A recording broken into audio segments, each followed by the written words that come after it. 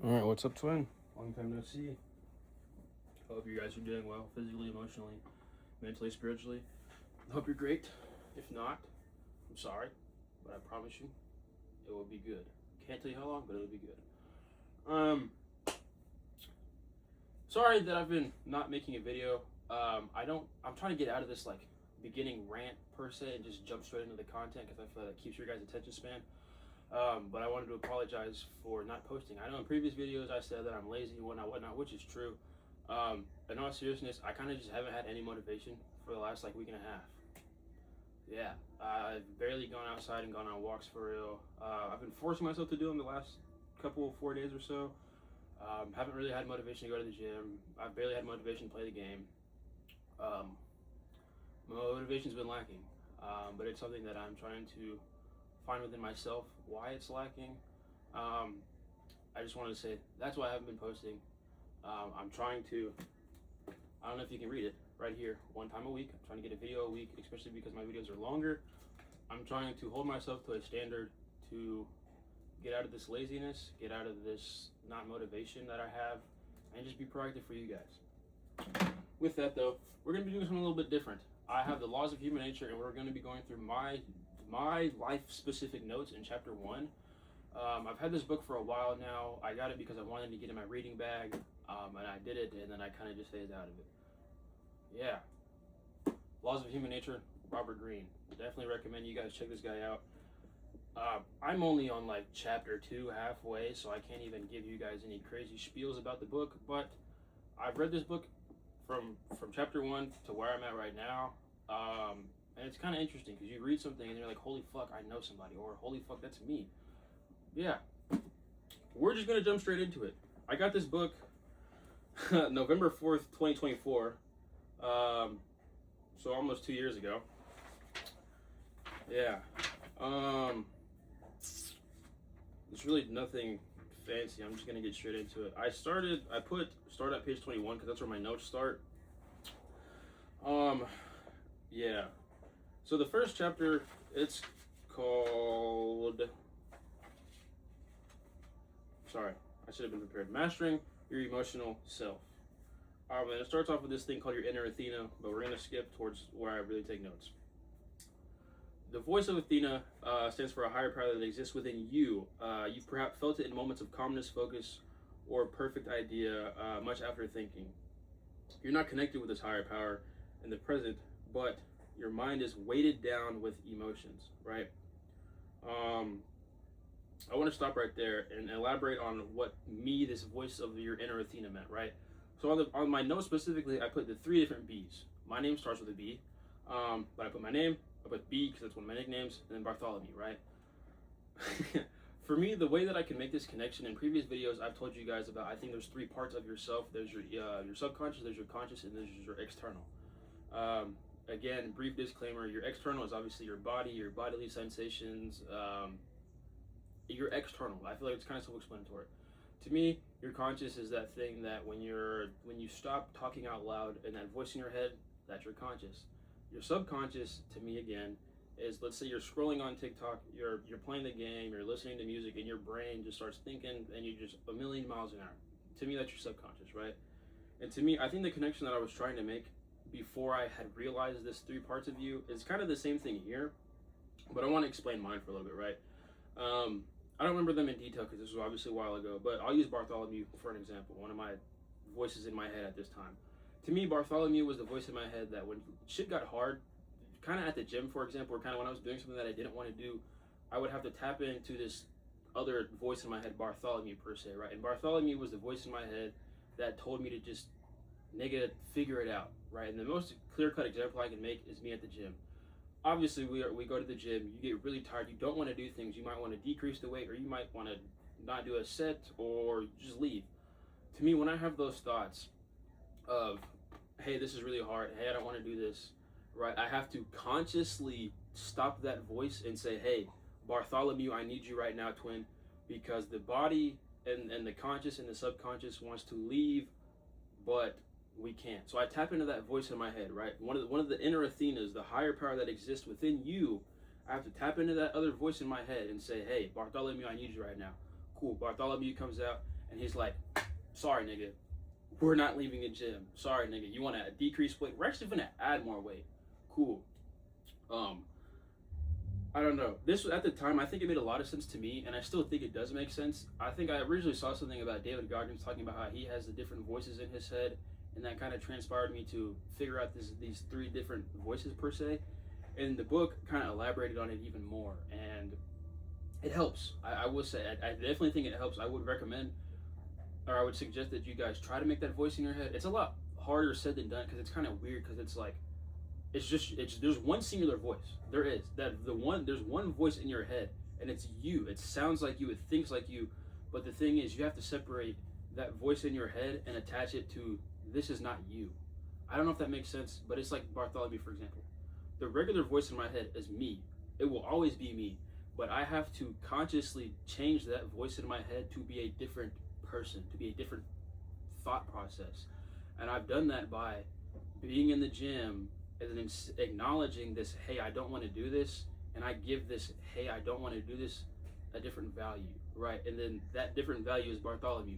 And Bartholomew is the voice in my head that says, keep going, add weight, we're not leaving the gym. Yes, it's really hot outside and this run sucks, but keep fucking running, because you have to. If you want to get better for yourself, you have to do the things you don't want to do. That's my Bartholomew. I could really elaborate on the other two, but I'm going to be so honest, I really don't remember.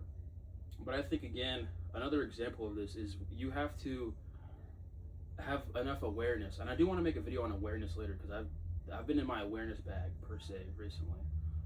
You have to have awareness to acknowledge three different parts of yourself, right? And the book says the voice of the Athena that exists within you, right? And then you feel it in moments of calmness, focus, or the perfect idea coming to you after a lot of thought. I think this could tie into awareness, right? Because I think the thing with awareness is, okay, I'll use because I saw this in I think his name is Healthy Gamer Q, something like that. Dr. K. I don't know if you guys watch him. Definitely recommend you guys watch him. He had made a video. I didn't watch it, but I saw a TikTok or a YouTube short. Excuse me. He was talking about drug addicts, for example, right? Every drug addict knows they're an addict. Maybe not all of them, but a lot of them do, right? And then the thing is an addict wakes up one day and then they just stop being an addict, right? And a lot of people have this issue of waking up one day and just doing something, right? This ties directly within awareness, right? The drug addict, for example, they're aware that they're an addict. They're aware that it's an issue. They're aware that it's going to take their life, per se, or just make it worse is what I'm really trying to get at, right? But then there's that awareness. Okay, see, I was entering flow state, but I tapped out of it. We're going to use a different example. We're going to use people who are really overweight, because I think this is something that I can explain more from my exercise science background, per se. All of us have a surface level of awareness. I think the thing that comes with self-betterment and acknowledging, these different voices in your head, this inner Athena, comes from having an awareness lower in the iceberg, per se. We all have surface level awareness, right? And to go back to the people who are 500-600 pounds, whatever, they all have the awareness that they're unhealthy. They have the awareness that this is a bad habit. They have the awareness that, hey, I can't really walk around or whatever, right? That's surface level awareness, right? And this kind of ties into this, what was I finna say? I don't know. But they have surface level awareness, right? I think the thing that when you go past the top of the iceberg, and for this example, the tip of the iceberg is they know they're obese, they know that their lifestyle is unhealthy, they know that they can't really do a whole lot, right? But then under, we go a couple layers down, that awareness shifts. I know if I keep this up, I'm gonna die. I know if I keep this up, I will be immobile. I will not be able to get out of my bed. I know if I keep this up, somebody will have to help me wipe my ass, right? And I know these are very specific examples, but the thing that I'm trying to get at, and the thing that I want to try to make this connection between what I'm thinking in my head and the book, is we all have this surface level awareness. We all have this surface level Athena that exists within you, right? But how it says the perfect idea comes to you after much thinking, how you create these different voices in your head. Much thinking and acknowledging that surface level is what leads to a lower level of awareness, getting further down the iceberg. They have to sit there and think, why do I stay in bed? I'm staying in bed. I'm not doing these things, acknowledging it, thinking about it over and over and over again. And then at some point, they literally just wake up one day and they're like, I'm going to fucking die if I continue this. I'm not trying to make it sound bad, but that's kind of just how it is. You could Journey with Sal, amazing example. I love Sal. I would love to meet him. I probably won't, but you get the point. He had talked about how, don't quote me on this because obviously it's his story, not mine. I would recommend you guys go check out his perspective and he can tell you his insight. I think he said he was in the hospital and then he's like, don't quote me on this, but obviously it got to a point where he was gonna die. Blood health was just really, really bad.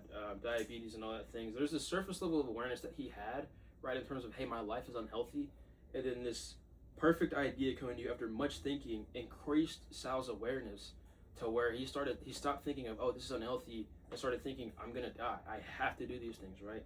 And I think that the voice of Athena that's within all of us comes from a lot of thought, and a lot of thinking can increase your awareness. But the thing is, when you want to improve on something, after you've had this moment of increased awareness, after this, the person who's obese or whatever has this thought of, I'm gonna die, you wake up and you just act on it.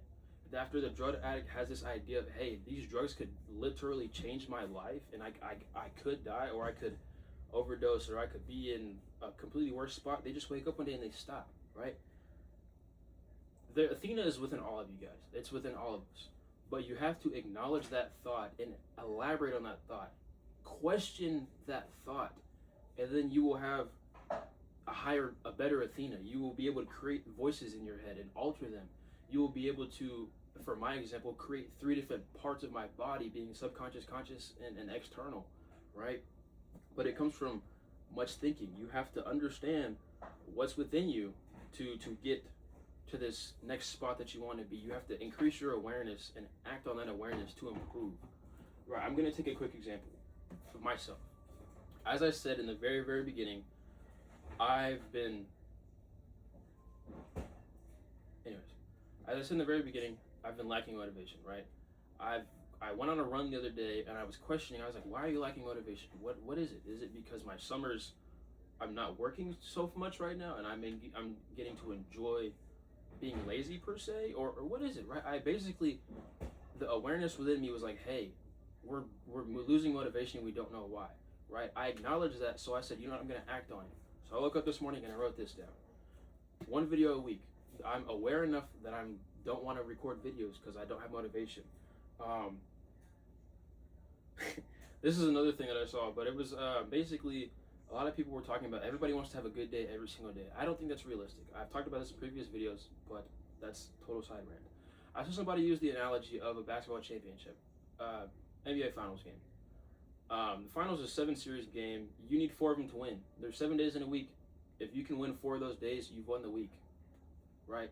I acknowledge this awareness within myself of, hey, I don't have motivation, so I need to act on it to bring it back. I need to force myself to make a video a week to better this motivation. I need to force myself to have 4 good days in a week to increase this motivation of mine, right? Yeah, these aren't really anything crazy, but I'm big on self-talk because only child, I've said this a billion times. You gotta love yourself. You gotta love everybody. You have to love yourself. Once you put love into everything, I think it just makes life easier. Not necessarily easier per se, but like more peaceful, more at ease. I'm a big guy on love. I could probably make a whole video about that shit, right? But it's true. And then at the bottom, I have actions over words. I learned a lot about actions per se. I'm really big on valuing words, but that's total side rant. These are the main things. I'm aware enough that I'm not having motivation, so I'm gonna acknowledge this motivation by forcing myself to do something. I'm aware that I have days where I don't really do anything, so I'm gonna acknowledge this and do something to have a good day, to where it feels like I succeeded the day and the day didn't go to waste, right? But this comes with acknowledging that voice in your head, much thinking, and then acting on it. Boom. Hope that makes sense.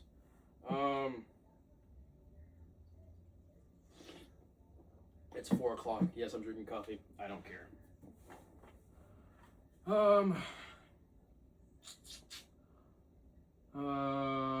Learn to question yourself.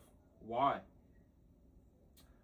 I think questioning yourself's a lot harder said than done because there's so many things you can understand within yourself at a surface level. But again, I do think that it ties back into up top where it says the voice the higher power within you. We all have that higher power. It's just finding out what works for you to bring it out. I don't know if it's forcing yourself to do something really hard, but everybody, you have that voice within you. You have this greater thing inside of you that wants to do something, that wants to be the best version of yourself. I don't know how to get you to acknowledge it, but you have to acknowledge it within yourself if you want to be great, right? Man. Like an athlete continuing stronger. I don't know. I put some other notes on the side of the page, but it's not really anything it's not anything I really want to talk about because I don't think it's too crazy and not anything to really elaborate on.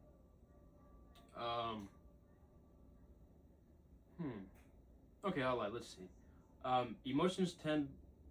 Whoa. I also am really bad at reading, guys. Sorry. Emotions tend to narrow the mind, making us focus on one or two ideas that satisfy our immediate desire for power or attention, ideas that usually backfire. I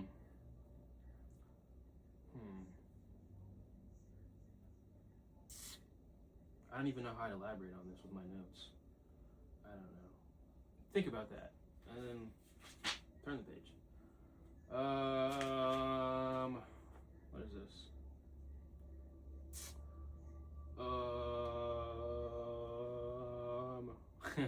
Nobody is exempt from the irresistible effect of emotions on the mind, not even the wisest among us.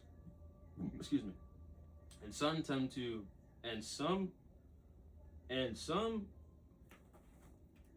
told you guys I'm bad at reading. Okay, hold on.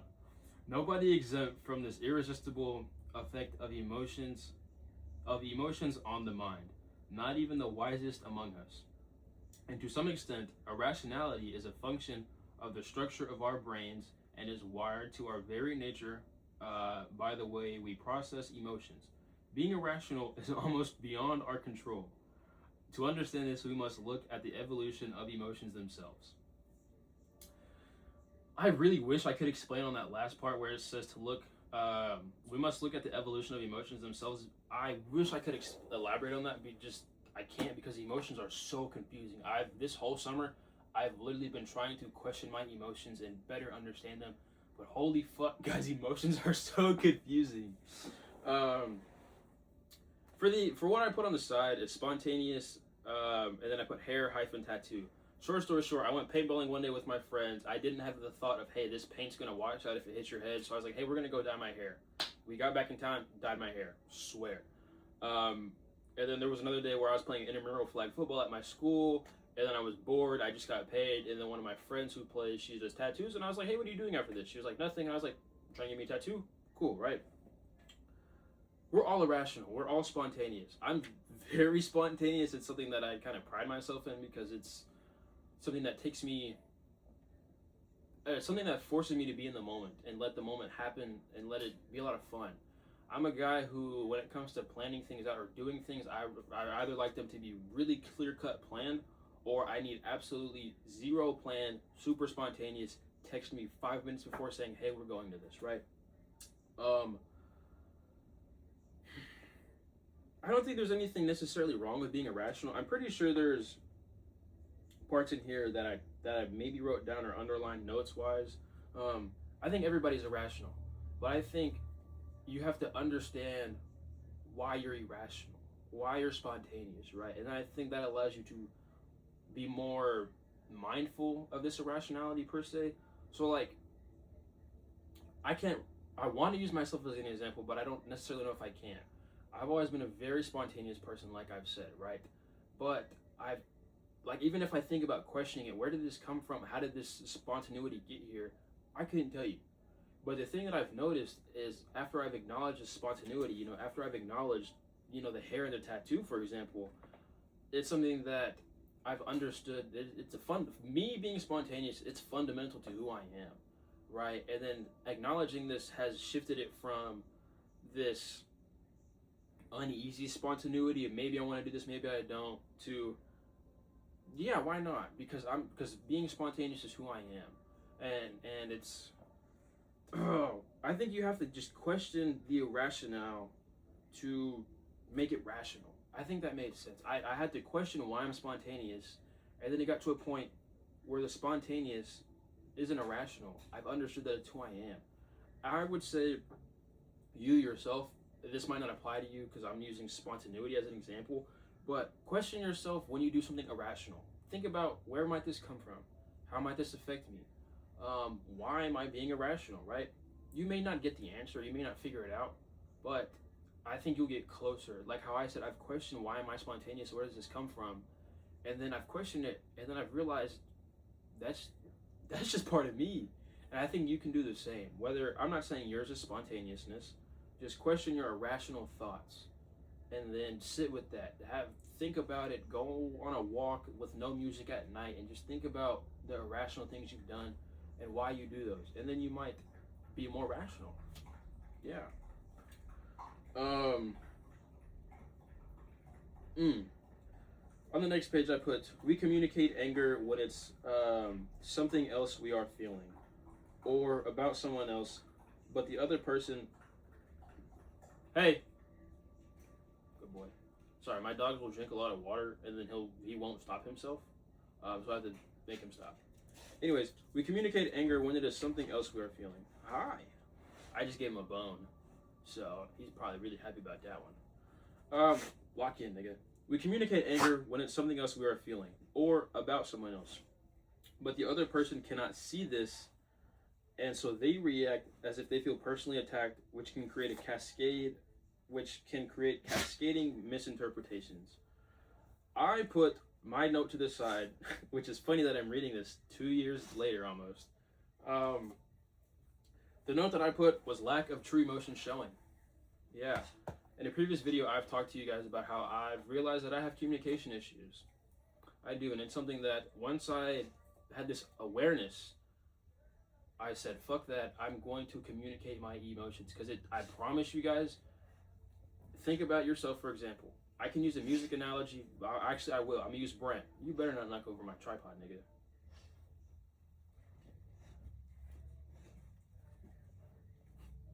Anyways, I'll use Brent for an example. I think this. Get it. Get it. Get it. I'm going to get it. Hey, I'm going to get it. I'm going to get it. I'm going to get your ball. Good boy. Good dog. Anyways, a reason that I've realized as I've matured, per se, I try to understand myself, is, and I'll tie this into Brent and music. I've found that I like Brent so much because Brent and his music can explain what I can't say. But it's not necessarily that I can't say anything, because there's nothing stopping me from saying it. It's the lack of true emotion showing. It's this inability to communicate effectively. What are you doing? Nigga, no. That's my water. What are you... Dog. I have a big mug that I just drink water from because it's like a pitcher. This nigga's trying to drink out of it. You're throwing me out of my loop, twin. Lock in. So I can't make this video if you're fucking with me.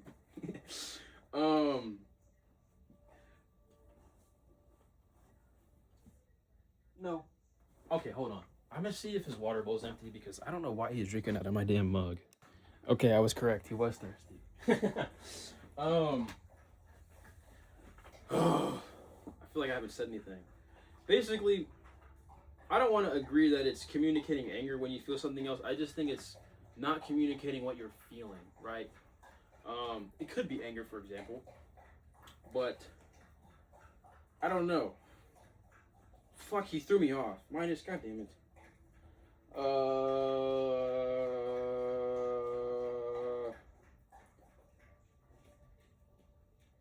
What? Can I help you? What? You want to tell him something? You got eye boogers. Good boy. I hope something that I just said made sense. I'm really sorry, guys. Yeah, he came in here and threw me off.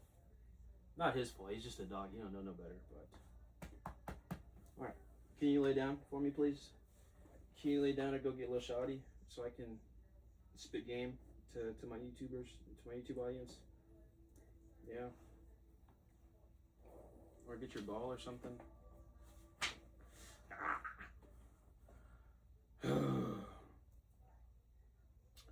um. Progress and technology have not rewired us, but they have merely altered the forms of our emotions and the type of irrationality that comes with them. The note that I put is perception and eyes. Total side rant. Nope, we're not side ranting. We're not side ranting. I'm staying locked in. But yes, perception and eyes is the note that I put to the side.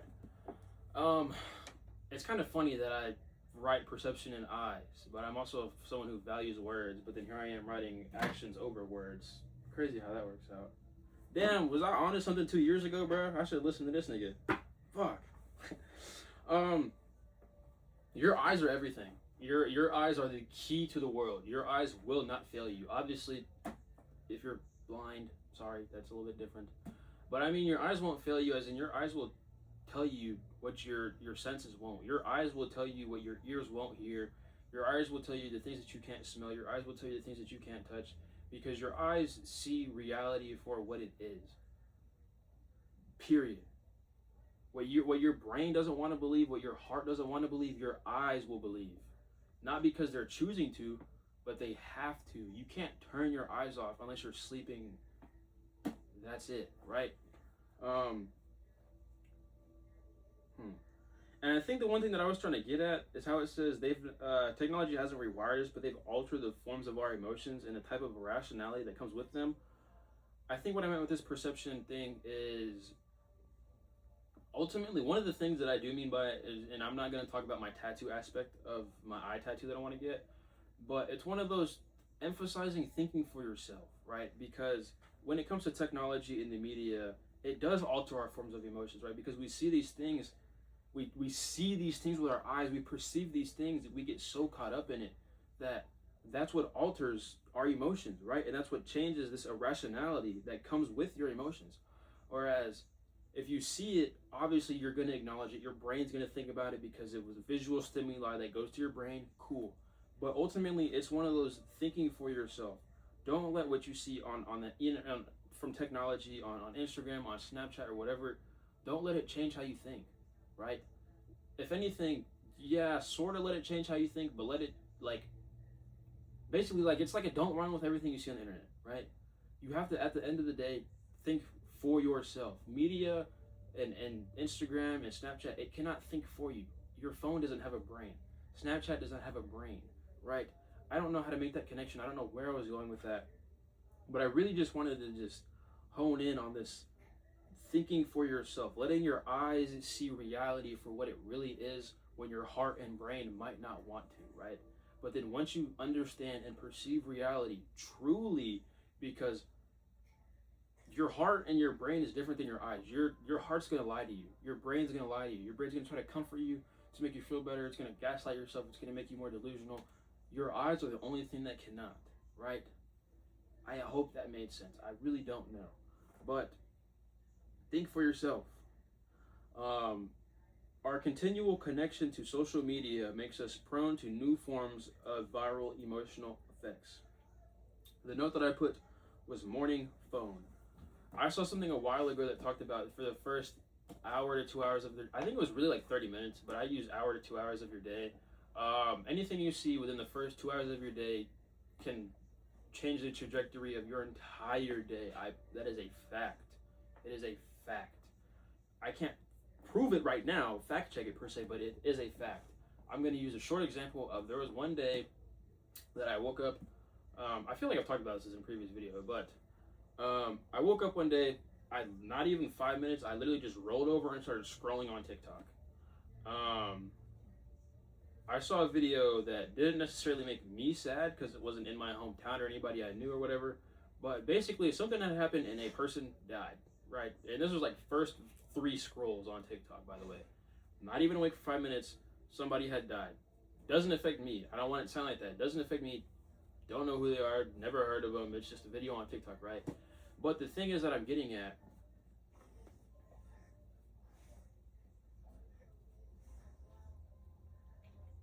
are you okay? We good? Anyways, what I'm getting at is this video that I saw. Well, it had no direct effect on me. It was a video that had sad context behind it, right? And that's the thing that your brain picks up on.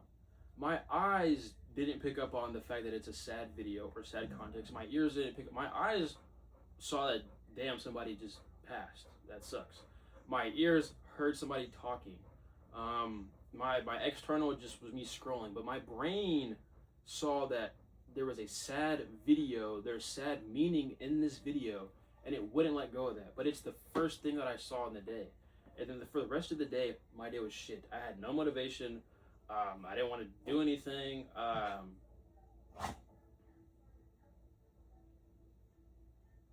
Sorry. Anyways. And typically when these things happen, when I have a day that I don't want to do anything or my motivation's lacking, I try to do things that I know I enjoy. So like playing with them, taking them around the corner so they can do stuff, taking them in the back part of my house so they can do more fun stuff, going to the gym, going on a run, going on a walk. I try to do things that I know I enjoy to get out of my mood. But I had noticed that the connection to social media made me prone to an emotion, right? And that emotion was just, I don't know what the emotion was, to be honest.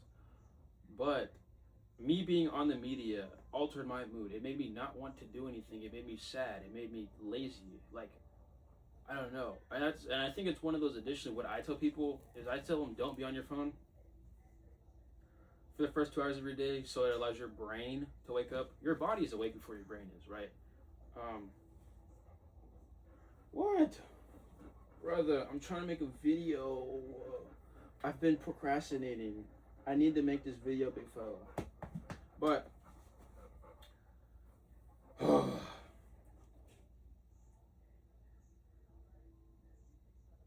I hope that made sense. I'm sorry if this video's all over the place already, but this is also something that I'm trying to do. I feel that if I don't show you me locking in and not locking in, that's me being authentic, right? I don't plan these videos out. I don't make notes because I'd rather show you guys that I'm fucking up in the middle of the video than scrap it and record it again, right? So we're gonna keep going, even if Midas keeps throwing me off.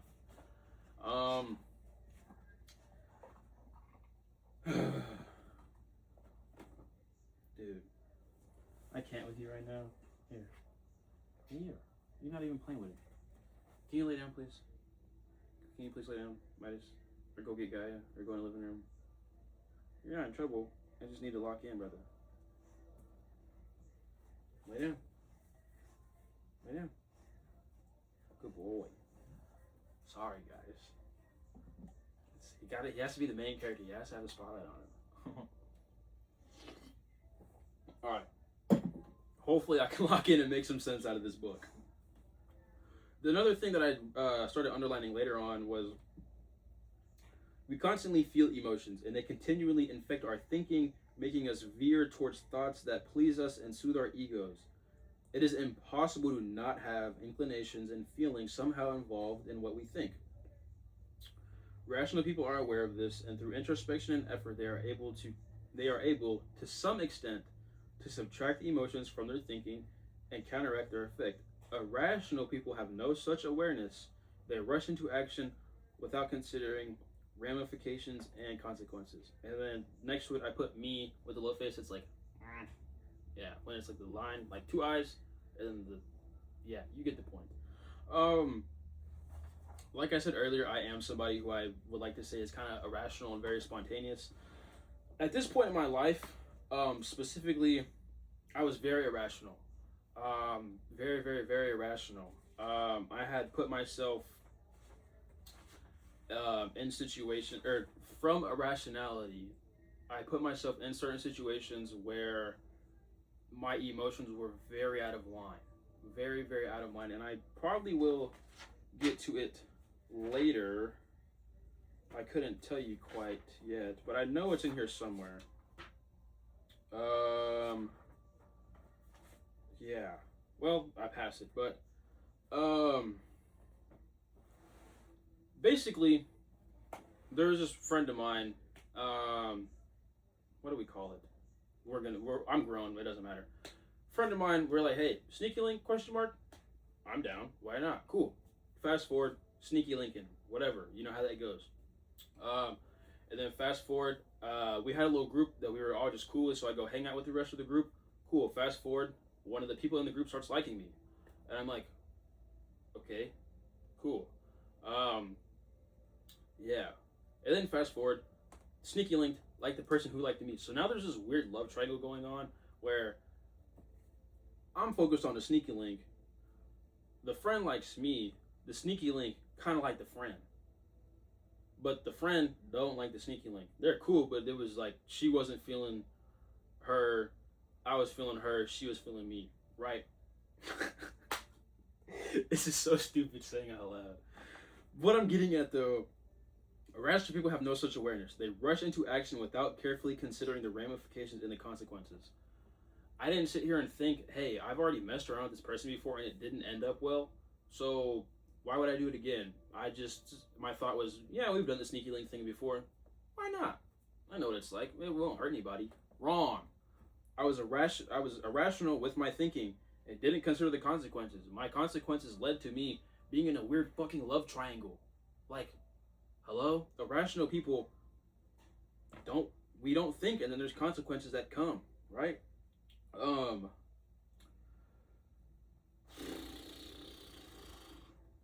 I did want to make a point where I said earlier, our thinking veers our hello. We constantly feel emotions, infect our thinking, making us soothe our egos. I think something like that is your brain is automatically going to do whatever and think about whatever to make yourself feel better. And I can attest to this 1,000%, right? As I've told you guys before, I haven't told you guys before actually. I might talk about it in a future video.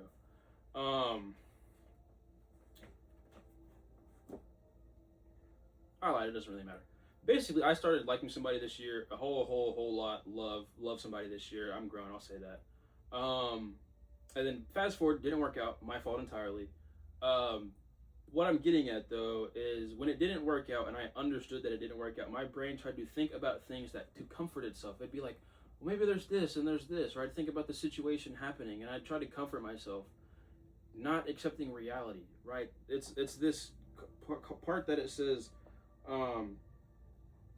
hello? Thoughts that please and soothe our egos. It's impossible to not have inclinations and feelings somehow involved in what we think. It is impossible for my brain to not think these things that would comfort it, right? But in these same thoughts that comfort yourself is the same thoughts that are denying reality. This same thoughts that saying, oh, maybe this is why this is happening, or there's this and that might make sense. Those same thoughts are the same things that are leading me to worsen myself emotionally, that are straying me further from reality, right? We all have everyone's brain lies to us. Your brain lies to yourself. Mine does. My best friend does. My mom does. But it does these things to comfort itself, to understand the things that you cannot understand, right? And our brains do that. But you have to stop. You have to cut that thought off when it happens. Because all it's doing is making your emotional well-being and your emotional, like clarity worse. You're getting less emotionally intelligent when you feed into those thoughts that are false, right? I can't really give you guys advice for how to stop it, but the only thing that I can say is when you're thinking those thoughts of something that is per se soothing your ego, just stop it. Just tell that voice to shut up. Tell it to shut up. Consciously take action to get it to stop thinking. Do a task to where your brain can focus on the task rather than focus on the thought. Do something, because I guarantee you, I'm telling you, and I've said this a million times, your brain is the only thing that can bring you the absolute most pain, but it can also bring you the absolute most pleasure. Soothing your own ego, lying to yourself because you don't want to accept reality is bringing you pain, whether you don't want to accept that or not, right? I can admit that because I've had moments where I've thought these things and I've soothed my own ego, and then I snap back to reality. I'm in a world of pain because my dumb ass could not stop that thought from thinking, right? Judge over time. That's a simple one. And then I put tattoo Sonder. I have the word Sonder tattooed right above my knee. Judge over time. People are puzzles. People are an infinite puzzle. People are the world's biggest puzzle. Learn to love that puzzle. right? Um, but I don't know. Just I think what I want to try to get at is be patient with people. Be patient with people. Take the time to really try to understand them. Yeah, they might have done this one thing early on when you met them, and you're saying they're weird, whatnot, whatnot. Don't judge them too soon. You just met them. Judge them over time. Learn who they really, really are. Their true values, their true desires, their deep thoughts when they're alone at 4 a.m. in their room doing literally nothing but sitting in the dark, right? Judge them over time. And I think once you do this, it will allow you to just better feel for people, to be a lot more open with people, to try to understand people more, right? And what I meant when I put the tattoo Sonder, basically, if you don't know, Sonder is the profound realization that everybody that you pass by, everyone that you see, their life is just as complex as yours, if not more or if not less, right? The way that I explain it in a broad sense is everybody is a grain of sand in a beach, and that grain of sand has its own life. Judge over time. Don't be quick to judge. Don't be quick to assume. Don't be quick to brush something off. Don't be quick to ignore. No. Acknowledge what they are. Acknowledge what they're doing. Acknowledge their actions. But judge over time. When I say over time, I mean over a long time. Not like a 2 or 3 months. No. Over time. 8 months, a year. Really get to understand this person. Because I think the more quick we are to judge somebody, the worse off we might be. This is a 2 second thought, so I don't want to say that it's like true, but I think if you judge somebody too quick, it can lead to you not having a great friendship or relationship or interaction or friend or something because you just judge too quick, right? I don't know. What I can say for myself, once I went to New York, and when I went to New York, that was when I had my true Sonder moment. I got to New York and I was like, holy fuck, I really am 1 in 14 billion, right? And then just seeing New York, it just sunk in, and I was like, why would I judge people? I don't know what your life is like. You don't know what my life is like. I'm not gonna judge you. I'm just gonna be here for you. I'm gonna listen to you, and then I'll evaluate way later on, and then I'll let my mind decide how I really feel about you. Right? Judge over time. Um. Um. Intensifies reaction. Excuse me. I thought I had more like side notes written out, but I just have a lot of stuff that's underlined, to be honest. That one doesn't really make sense. Impatience and resentment can bleed into anger and deep trust. These reactive states are what leads people to violence, to manic obsessions and uncontrollable greed, or to desires, what? Or to desires to control another person. We need to enact certain strategies and exercises that will strengthen this thinking part of our brain. And I like this part. That was weird. I went blank for a second. We need to enact certain strategies and exercises that will strengthen the thinking part of our brain and give it more power in the external. I lied.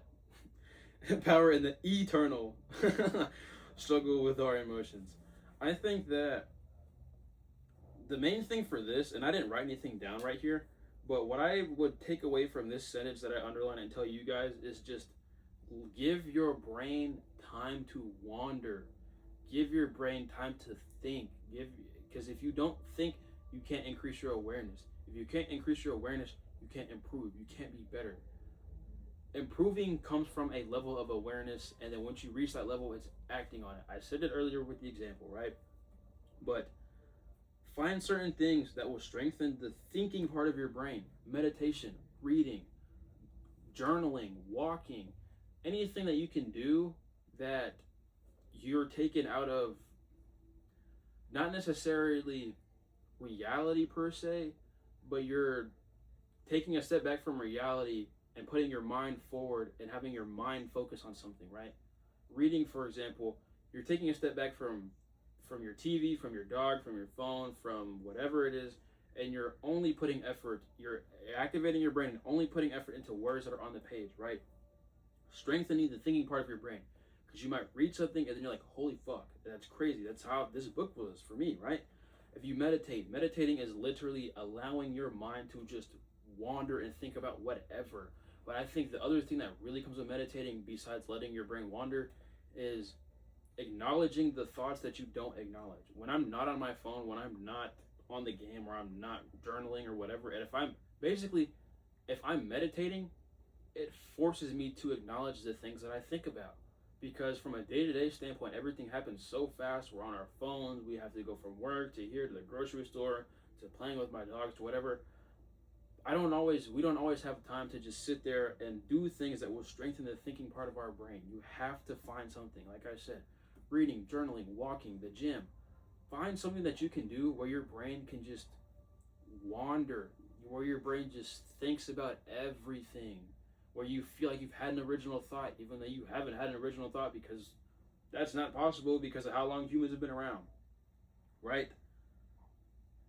Once you do this, once you meditate, for example, it will get later what it says. It will give it more power in the internal struggle with our emotions. Myself, for example, I pray in the morning and I sit with my emotions. I'm not on my phone for the first 2 hours of my day. I journal. Doing these things have strengthened the thinking part of my brain, and it's bettered my emotional battle, right? I'd like to say I'm somebody who previously I wasn't the most in touch with my emotions. I wasn't as emotionally intelligent. I think I'm improving. I would like to say I'm improving. I'm gonna be biased because it's myself. I would like to say where I'm at right now, I'm more emotionally intelligent right now than I was in May, for example, right? May to August, 3 months. 3 months. In 3 months, I would like to say I've got more emotionally intelligent. I've gotten more aware with my emotions because I've thought all of these things and then I've acknowledged them and I've acted on them, right? I think all these things and then I've acted on these thoughts by journaling, by writing out my feelings. I've thought these things and then acted on them by going on a walk and talking out loud and expressing these feelings, right? And it just leads to just bettering yourself emotionally, right? Yeah.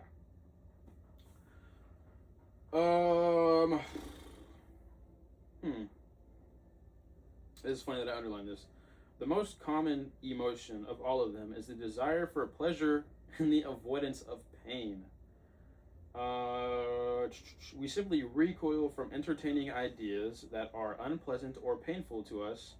We imagine we are looking for the truth or being realistic when in fact we are holding onto ideas that bring us release from tension and soothe our egos to make us feel superior.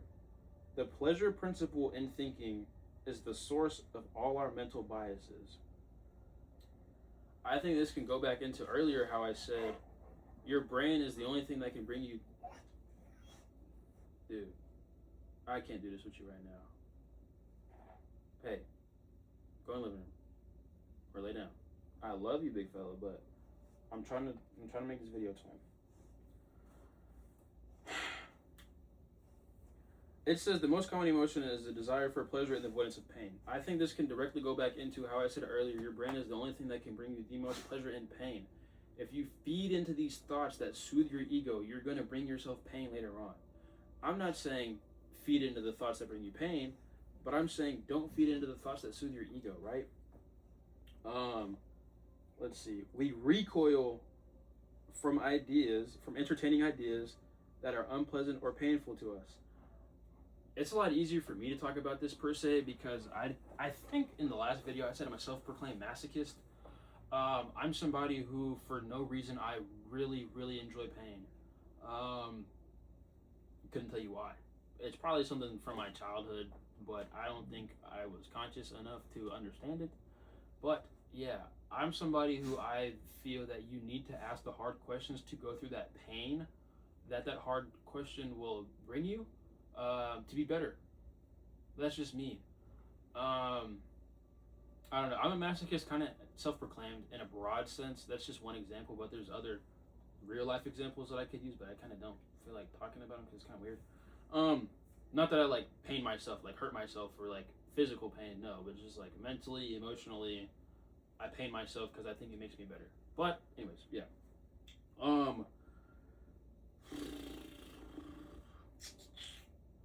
You can't hold on to the ideas that soothe your ego. Basically, it's just like I said earlier. You can't feed into those thoughts that are lying to yourself or gaslighting yourself to make you feel good. You can't, because all you're doing is emotionally worsening yourself, right? You can't soothe your ego. You cannot. You have to let somebody else soothe your ego. Let somebody else, from their perception and their reality, describe it. And then, from somebody else's perception, then your ego will get soothed, right? Because we're obviously going to be biased to ourselves.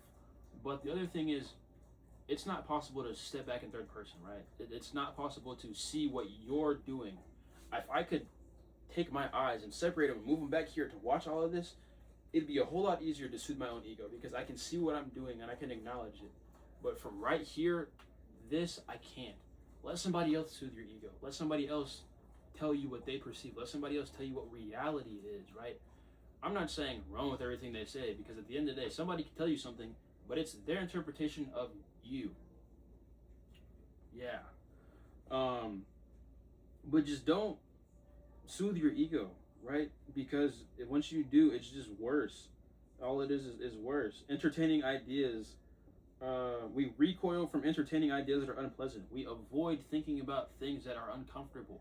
This is why I ask painful questions. I will hurt my own feelings to be better. And it's a hard thing to do. It really is. This person that I told you guys that I had fell in love with or whatever, we had talked a while ago. And I asked painful questions. I did. Because I know within myself, if I don't ask these questions that are going to hurt my own feelings, I won't get better. So I asked her the questions that hurt my own feelings. And then I hung up and I cried. Simple as that. I hurt my own feelings to, one, accept reality, to two, not soothe my ego, to not let my brain get comfortable in what it thinks to better myself, but to instead accept reality for what it really is and move forward. Yeah.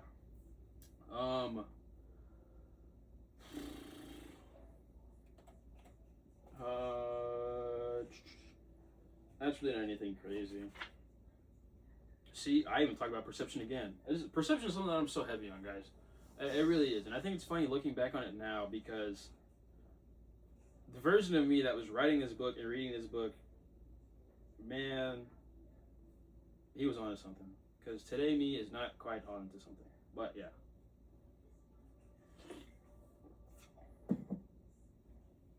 We do not see people as how they are, but as how they appear to us.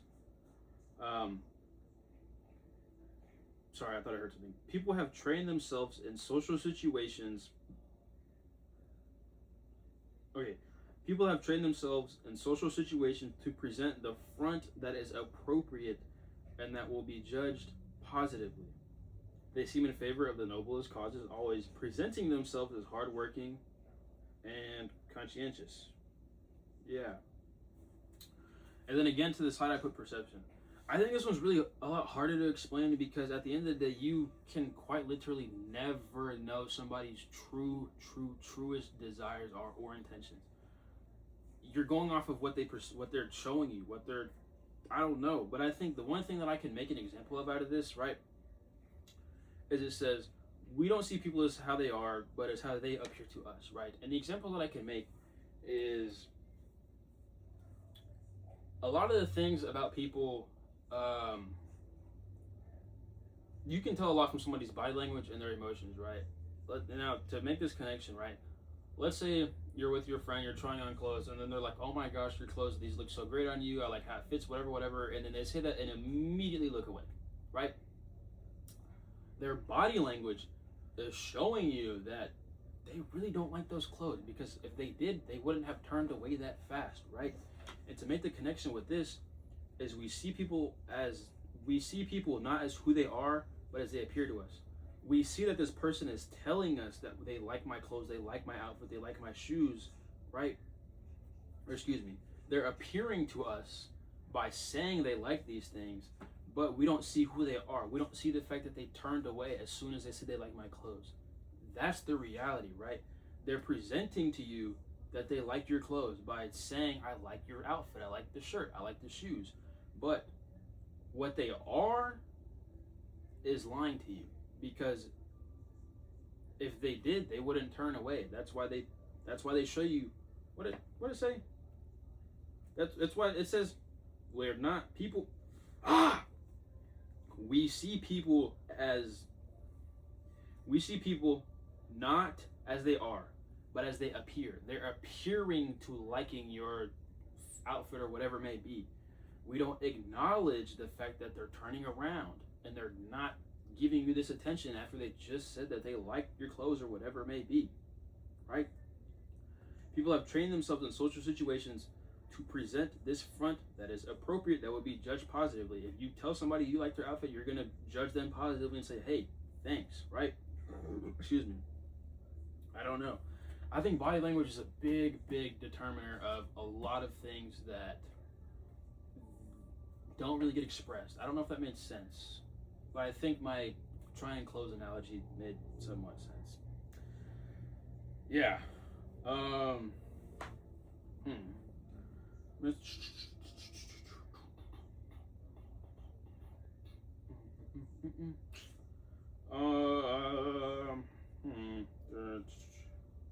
Desire and emotions will blind us yet again, and we will repeat exactly the same mistake and go through the same mild reminiscing process followed by forgetfulness until we die. If people truly learn from their experience, we would find few mistakes in the world and career paths that ascend us ever upward. I think this is kind of harder to explain. I don't even know, brother. Desire and emotion will blind us yet again, and we'll repeat the exact same mistake. I think you have to understand why you're desiring something. Yeah. What is it you're desiring, and why are you desiring that thing? Are you ready to, let's say God came down right now and gave you that thing that you're desiring. Are you ready for it? Are you ready? Or just because you have that desire, you will follow back in the loophole of things that you've previously done when you've got that said thing, right? I don't know. Question their desires, right? I can use myself as an example and talk about relationships per se. As I've said, communication issues, whatever. I've had the desire to... No, that doesn't really work. I don't know. I'm somebody who's just really big on love and just being with somebody. I'm going to be so for what I am, right? But I think this desire to be with somebody that I may have or to be in a relationship, this desire for it leads to emotions blinding us, right? And I will repeat the exact same mistake. My last girlfriend, communication issues. The most recent girl that I fell in love with, communication issues. I didn't tell her I loved her. I didn't tell this person I loved her. Didn't communicate clearly. This desire for a relationship or whatever it may be, in this short example, is just, again, repeat the exact same mistake. I've repeated them twice with two infinitely different people, right? Because there's this underlying desire that I may have. And I think now, I will say one thing. I wasn't at a desire to be with somebody. I was honestly in a desire to just feel human touch. I'm gonna be so fair. That's really all it was. I just didn't want to be in a bed alone. That's all it was. I could have slept in the corner. I could have slept in this corner. You could have slept in that corner. I didn't care. I just wanted to be around somebody, right? I just wanted to be in the presence of another human being. And it's just kind of acknowledgement per se, right? But I think this desire of acknowledgement that I've had is what blinded me. And I repeated the communication issues, and it didn't work. Me and this girl didn't work out because I had this desire to be acknowledged by somebody, and then that desire blinded my emotions, and I repeated the exact same thing, right? Acknowledge your desire. Acknowledge what it is that you really desire. Why do you desire it? And think, if you were to get that thing right now, what would you act like? I can't even apply it to myself because I'm gonna be cute with a book. I don't know. If I had a girlfriend right now, I don't know what I'd act like. I don't. But what I can do is I can think about this desire that I have to be with another human or to be acknowledged by another person and think, how would it make me feel? Why do I want this desire? If I had this, what would I act like? You know what I mean? And I don't think you can necessarily understand it all the way, but I think you can maybe make some sense out of it. I don't know. If people learn from their mistakes, the world would be easier. Correct. If I learned from my previous mistakes, I wouldn't have made this one. I think it's quite simple as that. Yeah. Whoa, hello? An ethical front view, so I would make that we have a to deception or manipulation. Really? Why did I underline that? Huh. I underlined on the ethical front, few of us will ever admit that we have resorted to deception or manipulation in our work. I couldn't tell you what I meant by that, but that's interesting that that's something I underlined.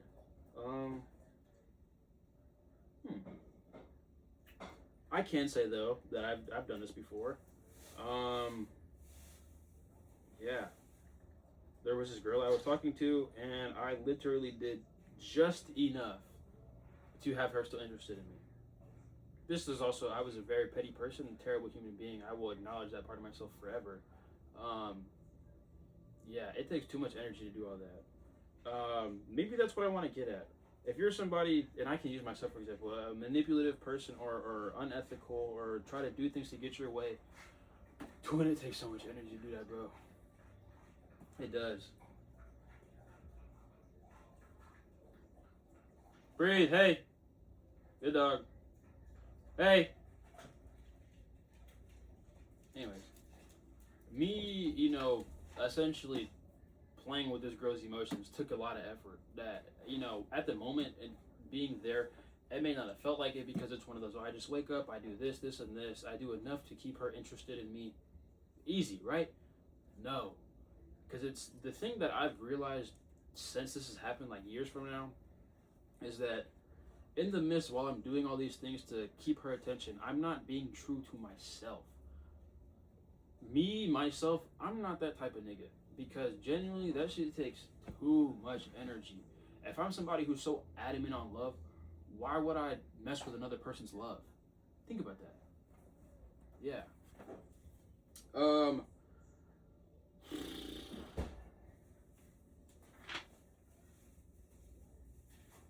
See, even on this next page, I literally wrote, come on, what I just told you guys, how I was messing with this one girl, and not in a good way. I wrote, my note on the next page is literally directed towards her. High grade emotion, however, comes at certain moments, reaches an explosive pitch, generally is sparked by something external, a person who gets under our skin, or particular circumstances. The level of arousal is higher and attention is captured completely. The more we think about the emotion, the stronger it gets. Well, what is the connection that you were trying to make there, twin? What?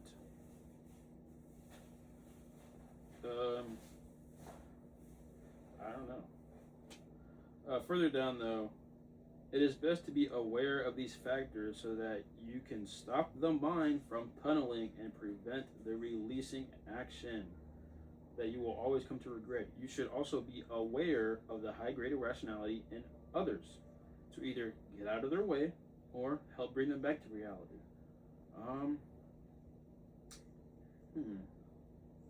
Yeah. Stop the mind from wandering. Acknowledge it, dude. I'm telling you. Be aware of irrationality within yourself, but within other people. I underlined some stuff about early childhood, but I think a lot of early childhood stuff is well known per se. Who you are today and why you react to things today and how you carry yourself and different responses you may have all stems from your childhood. Simple as that. You can change these things over time, of course, but majority of them stems from your childhood, how you were raised, different responses, trauma, whatever. This is a whole, I don't know, this whole paragraph. The great danger here that in misreading the present and reacting to something in the past, we create conflict. Mistrust that only strengthens the wound. In some ways, we are programmed to repeat the early experience in the present. Our only defense is awareness. As it is happening, we can recognize a trigger point by the experience of emotions. that are usually primal or more uncontrollable than normal. They trigger tears, deep depression, or excessive hope. People under the spell of these emotions will often have a very different tone of voice and body language, as if they were physically reliving a moment from early life. Well, I think that's from. Hold on. Okay, this ties into the early childhood stuff. Sorry about that.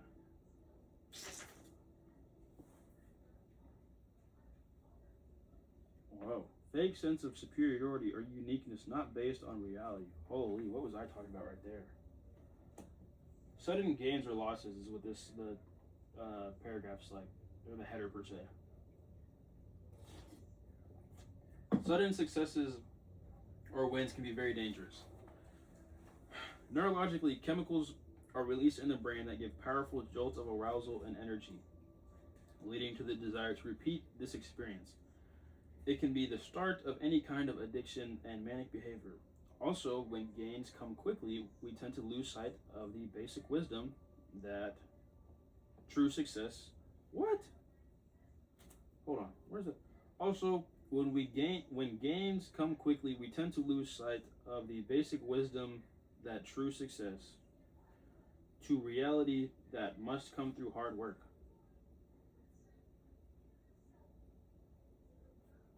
Am I reading this right?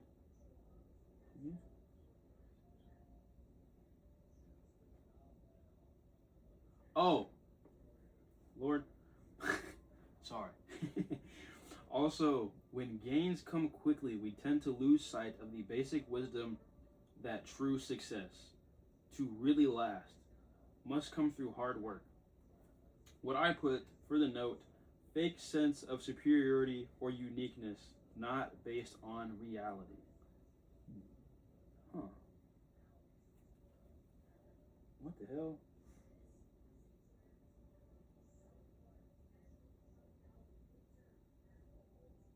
Oh, no, that's okay. There's a word later on. It says we acquire feelings of um, grandiosity.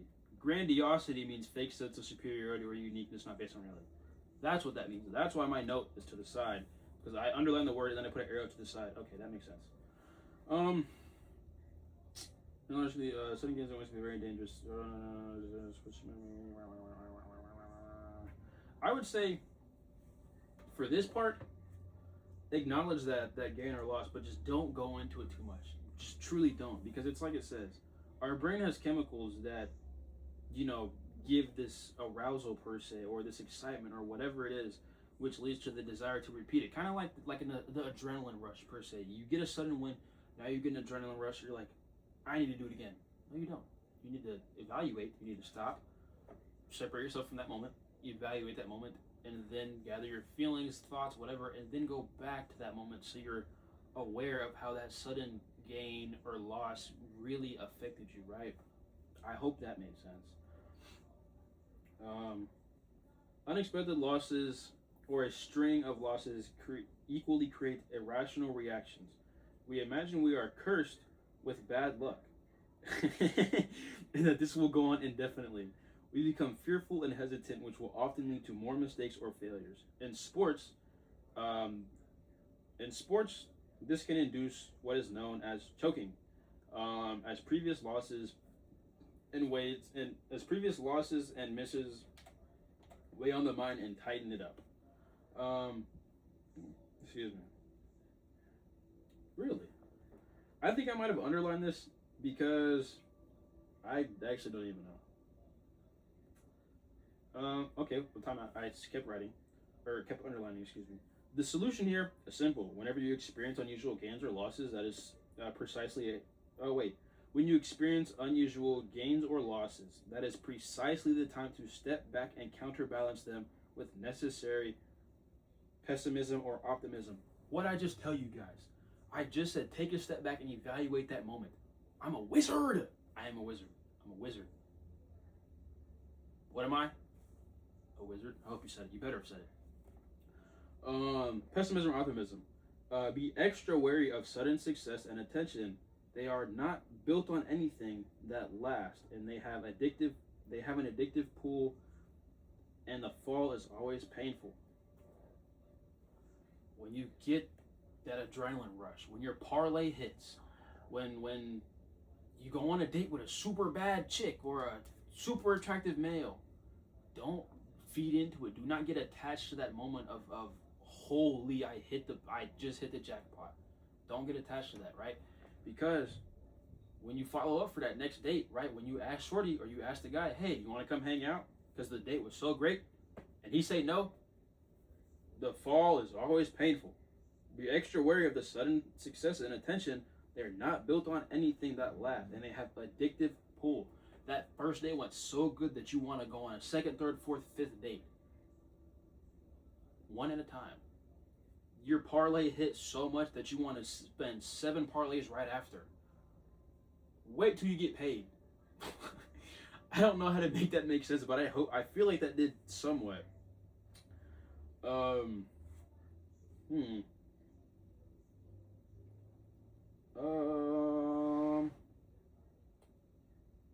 Oh, come on, right here. See, the next header is rising pressure.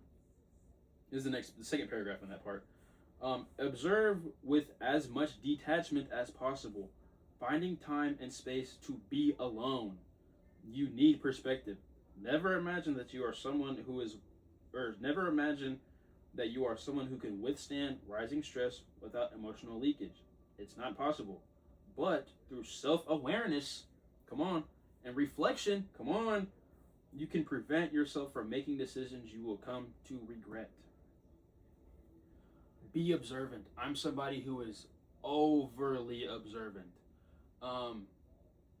Short side rant, and this is very, very short. I was at the WATER. Fuck, I didn't know you'd spell that. Anyways, I was at that area, the park per se, and I stepped back and I reminded myself that, hey, you are observant. Being observant is fundamental to you because you notice the little things. I was observant and I literally watched 2 kids put water in a drain trying to fill it up. Like, because I was observant, right? And I can't make the connection with the book per se. But what I can say is just observe. Truly, truly, truly observe, right? And then think about what you've observed. Find time to be alone because you need alone perspective. I wasn't somebody who was super big on solitude until recently. But it's great. It sucks because solitude is being alone per se, but so I wouldn't say solitude's being alone. It's being content within yourself, right? Being with you, right? It's kind of like, to me, how I'm thinking about solitude is kind of like talking to somebody all the time, but except there's nobody else there. Solitude is simply within you, right? Think about when you go out to eat, and I can use myself because this is very true to me. When you go out to eat and you see somebody eating by themselves, typically, you have the thought of like, damn, that must suck to be that person, or damn, I wonder why they're alone. They're in solitude, probably. I don't know why they're eating alone, but just as a broad example. Because that's me. I'm the motherfucker. I'll randomly go eat by myself because I, 1, don't care, and 2, I'd rather do something for myself in solitude to think or experience or perceive or whatever it may be, right? The main thing that I really want to just hone in right here, observe with as much detachment as possible, and then finding the time to be alone, to be in solitude. I'm not going to say it's a terrible thing for you to do if you're always with people, but when you're always with people, it can misconstrue your reality. Because if you're always with people, their reality will shift, or like, your reality will start aligning with theirs a little bit at a time, right? And it might get to a point where, because you haven't spent time alone, your thoughts are going to be totally different. You're not going to think like yourself. You're going to think how this person thinks because you weren't alone, because you haven't had time to sit with your thoughts and observe and reflect, right? Which is what solitude is. It's observing, reflecting, and then acting. Yeah, awareness and reflection can prevent yourself from making decisions you will come to regret. I never reflected or was in solitude when I had my ex-girlfriend, right? And therefore, I repeated the exact same thing because I didn't reflect or I wasn't in solitude. Now, I've acknowledged my fuck up with holy fuck, the amazing woman, right? And I've had solitude all summer, and now because of that, I've finally I've had solitude all summer. And then because of that, I've had time to think, and I've been aware that I have communication issues. I've been aware that I can't stay true to my emotions or really express them, right?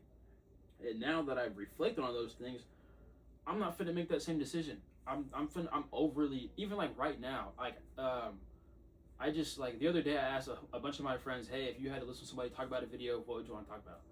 I was so hesitant on doing that, but I was sitting there and I was like, why would you do that? Why would you not ask them that if you're already thinking about it? You're avoiding your emotions, right? You're avoiding communicating, which is one of your biggest issues, right? But I've acknowledged that I had this issue, reflected on it, and then I said, why would I not text them? I'm going to text them because if I don't text them, all it will be doing is feeding into this lack of communication, right? Cool, I did it, and I didn't regret it. Obviously, that's a more niche example because I'm just talking about texting my friends per se, but I hope you get the point.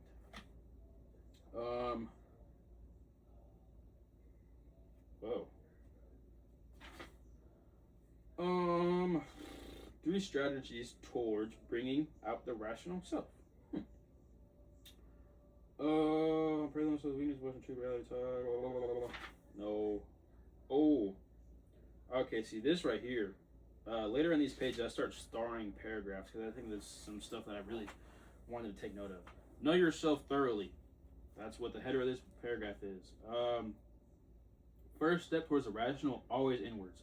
1,000%. That's self-explanatory. You want to catch the emotional self in action.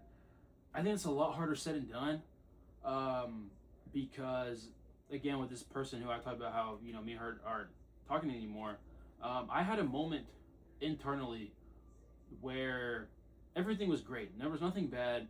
Everything was great, but something inside of me felt off, and I had no idea what it was. Right? Fast forward, turned out to be love. Right? But what I'm getting at is there was a moment, there was an emotion in action, but I never caught that emotion. I didn't acknowledge it. I skipped over it, how I've previously done, creating communication issues, right? And not being emotionally intelligent. If you can catch that emotion, you will know yourself more. I've sat there and through solitude now, I've caught that emotion. I acknowledged, why did it feel off? What felt off? Nothing was actually wrong. There wasn't red flags or anything like that, right? That I was aware of, at least. Everybody has red flags. I'm not throwing shade at her, but you get the point. There wasn't any red flags that were, seeping through, but there was just something within me that felt off. I'd be in the shower and I'd have a thought in my mind, and then I'd skip over it, right? I wouldn't catch the emotion in action, leading to my emotional downcline per se. Reflect on how you operate under stress. What particular weaknesses come out? Look at your decisions, especially those that have been ineffective. You can see a pattern. Examine your strengths. What makes you different? Boom. By knowing and valuing what marks you as different, you will be able to resist the pull of the group bias. I think that right there just comes with understanding yourself more, because a lot of people do things because of a group setting and whatnot, but it's also, if you know and value yourself, what makes you different from the group, you're not going to be pulled towards the group per se. Examine your emotions to their roots. You're angry. Let that feeling sit in. Think about it. Yeah. I thought I was trying to go somewhere with that. To be fair, that paragraph wasn't, what I just read to you didn't have a star next to it. The previous one did. When I talked about catch the emotional self in action, that paragraph has a star next to it.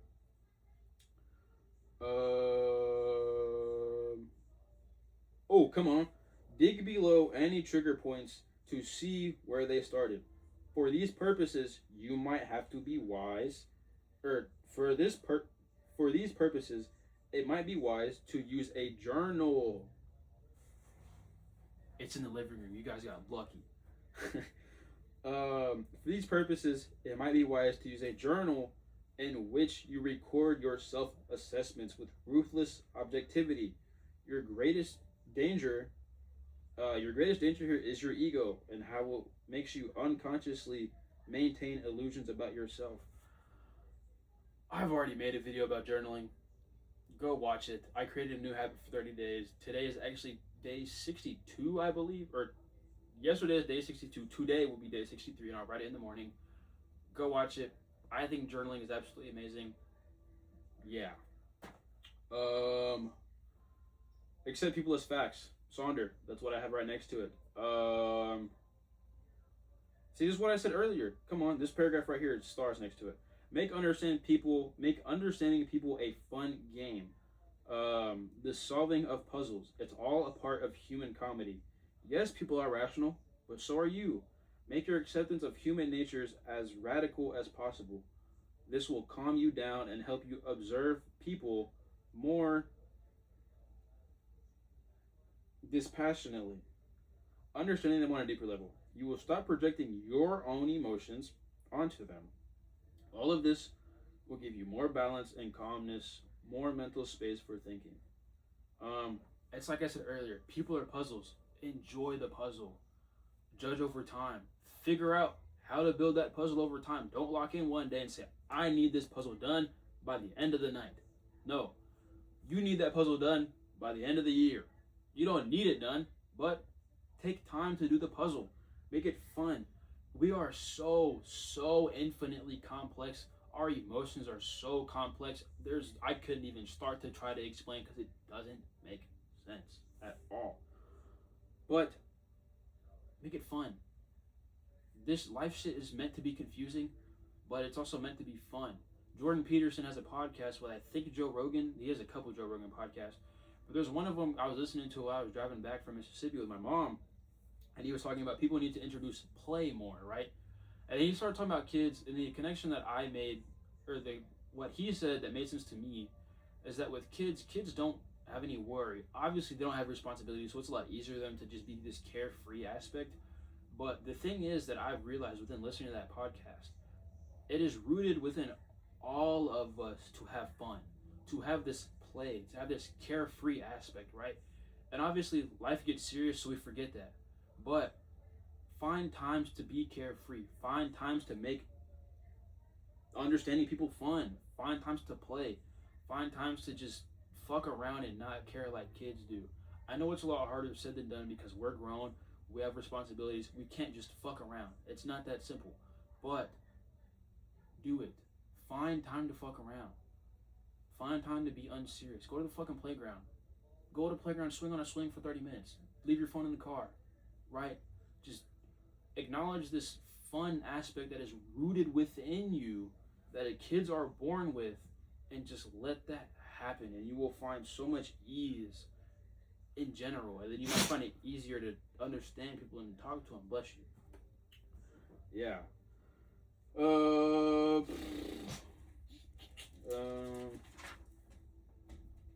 Well, that's really all I got. Holy Friedrich Nietzsche. I didn't know he was in this book. Alright, well, these are the closing marks for my chapter per se. I left a chunk of notes at the end. Number one, emotions are regular. So it's okay to feel set way, but don't let them take over. Train your mind. Yeah, emotions are so complex. They don't make sense. And it's like I said earlier, when you're angry, or like the book said earlier, when you're angry, sit with that anger. Don't let it take over though. Give yourself 5 minutes and then just figure out how to move on. I'm sure, I don't know how many of you have seen this, but I think it was the Diary of a CEO podcast. Somebody he was talking to. It's like your brain only holds on to certain emotions or feelings for like 2 minutes max. Literally after that, it is you consciously thinking about that. Even though you may not feel like you're consciously thinking about it, your brain is consciously thinking about it, right? It's okay to be sad. It's okay to be angry. It's okay to be hurt or whatever it is. But just don't sit in it. If you're angry at something, don't sit in that anger. Give yourself 5 minutes and then say, after 5 minutes, I need to move on. I have my thing, what I do sometimes is I'll be feeling some type of way and I'll get in the shower and I'll be like, all right, before I step in the shower, I'll tell myself, hey, you have till you are out of the shower to get over this emotion. If not, figure it out. You will forcefully figure it out, because the last thing I want to do is get in the shower and say, okay, I have till I get out to get over this anger, and then get out of the shower and I'm still angry, right? sit with that emotion. But if it's still there, do something to get rid of it, right? Because all you're doing, the more you hold on to that emotion, is you're wasting energy. You really are. You're wasting energy. Like for the shower example, I get out of the shower, I'm still angry. I'm wasting energy on being angry. I am. I could be pouring energy into my dogs or reading or journaling or the gym, anything else. Everything you do takes energy. That's a separate video I want to make. But yeah, everything is over time, plus perception. But don't fall into it. And then in parentheses, I put morning phone / socials. Everything is over time. Judge over time. Meet over time. Understand over time. Make it a puzzle, right? But also, you have to stay true to your eyes. That's something that I personally have not done a lot. I haven't stayed true to what my eyes are perceiving. I haven't stayed true to accepting reality, right? Which is why I've hurt myself so much, because my brain and heart, my eyes don't want to accept reality, right? But it gets to a point where you can't not acknowledge it, right? Perception will never lie to you. Your eyes will never lie to you. I guarantee you, right? But the other part, I said don't fall into it, is just social media. If I can tell you one thing from this, just for the first hour of your day, do not get on your phone. I've recently put my phone on D&D. I used to hate on D&D type of people because you can't really communicate with them. But what I found is in the morning, I've really, like, this is the second day. Yesterday, my phone was on D&D all day, and today so far. It's on D&D right now. But what I've found is through my phone being on D&D, I'm not so quick to check my socials. I'm not. I'm letting my brain ease its way into waking up, or ease its way into whatever it may need to be doing. I'm not so quick to hop on Snapchat because there's a notification there. It's on D&D. I see them, but I have to go out of my way. I have to use energy to open the D&D notification and then open Snapchat. Whereas before, all I'd have to do is just press Snapchat. That requires less energy. But me being on D&D, I'm not so fast to be absorbed by social media and so fast to let it get to me whatever I'm seeing, right? Judge over time. Sonder. Self-explanatory. I can't even say a whole lot about that one. When emotions inflame, step back, reflect, then question yourself. Why? Why? In all caps and with 2 stars next to it. And then an arrow that says, this leads to emotional intelligence. Holy. I think it's so crazy that me in November of 2024, so almost 2 years ago, is writing things that current me wishes he did. You know? Yeah. When emotions inflame, step back, reflect, then question yourself. Why?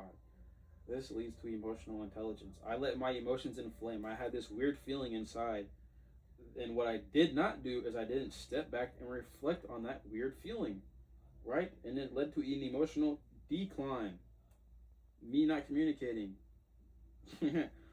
But when emotions inflame, reflect on it. Ask yourself why, and it will lead to emotional intelligence. The last 2 things that I have on here, well, 3 per se. The past is past. Period. Simple as that. You tell somebody something, you cannot undo it. Yeah, there's one of those you said, and then you're like, no. What I meant was, it doesn't matter. You already said it. You said it.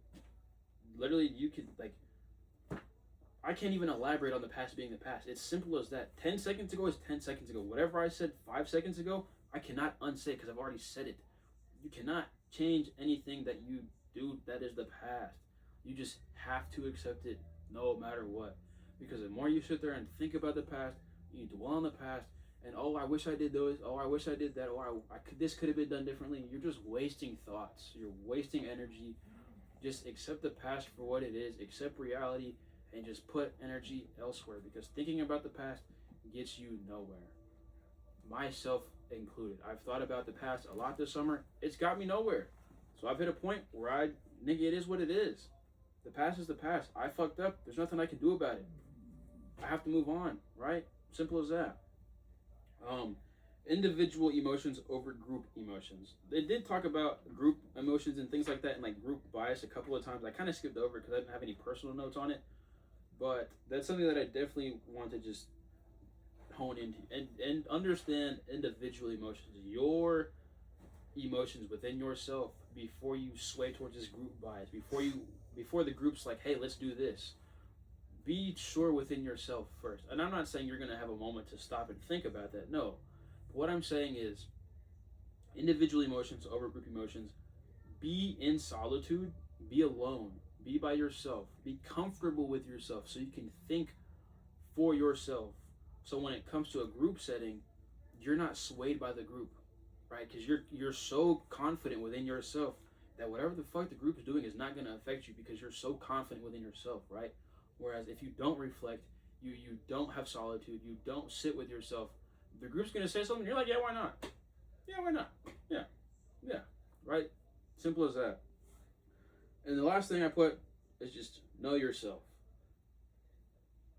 Know yourself. Know yourself. I don't know. There's a lot of journaling, reading, writing, poetry, music, the gym, solitude, walking. There's so many different things that you can do to figure out who you are, who you want to be, what your why is, your motivation, your desire, your weight, your why you continue going every day, right? There's so many things out there that you can do to figure out these things within yourself. Obviously, it's kind of hard self-journeying without assistance per se, but it's possible. Know yourself. Pick up a book. Pick up a journal. Go to the gym. Go on a walk. Go sit in your backyard and stare at the sky. Go do something. Just progress to knowing yourself, because I guarantee you, I promise you, I don't make them. I promise you, if you don't try to know yourself, you will not be better. You will not be more emotionally intelligent. You will not be more, you won't carry yourself better. You won't treat people better. You might not improve mentally, but if you at least make an attempt, if you show conscious effort to know yourself, you will be more emotionally intelligent. You will treat people better. You'll be nicer to people. You'll be more rational. You'll actually take a step back and think. You won't be swayed by groups or settings or whatever it may be.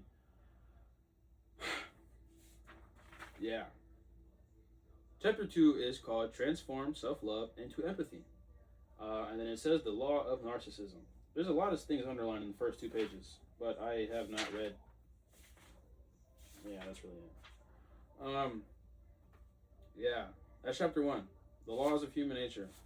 I hope something I said made sense today. I don't know. Yeah. That's all I got. I'm just happy to just be out of my weird funk and forcing myself to do things to get my motivation back, because it's not where I wanted to be. I honestly, I had to do some things earlier today. I wanted to make this video way earlier in the day, but then I had to help my best friend, and then I had to do laundry, and I honestly didn't even want to make this. I was so excited to make this earlier today, and then when things got brought up, I didn't want to make it. But here I am forcing myself to do something so I can get better. You do the same. Yeah. I don't really know what else to say, but I'm finna do my laundry now. So that's all I got. I love you guys, and you'll be alright, I promise you.